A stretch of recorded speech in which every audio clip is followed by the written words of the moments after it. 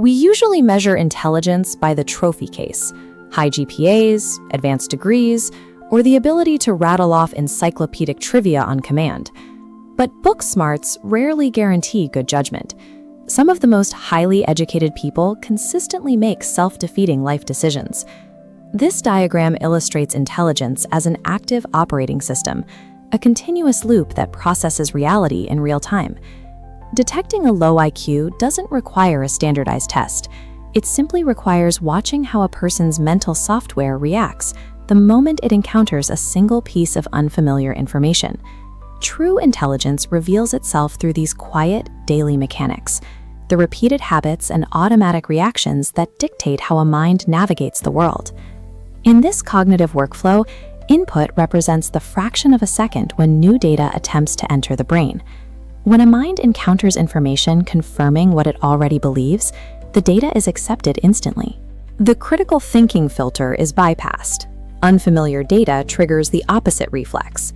When an idea challenges a pre-existing belief, the system throws up a wall, resulting in immediate dismissal rather than curiosity.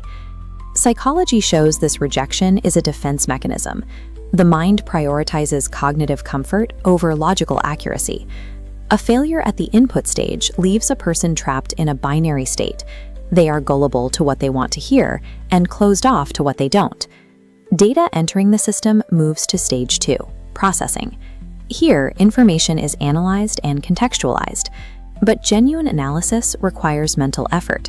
Low IQ minds treat this mental caloric burn as friction, diverting information onto a shortcut that bypasses the gears of deep thought.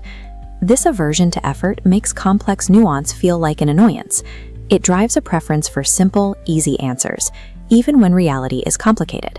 By skipping the deep analysis phase, the mind generates a specific output: absolute, loud certainty.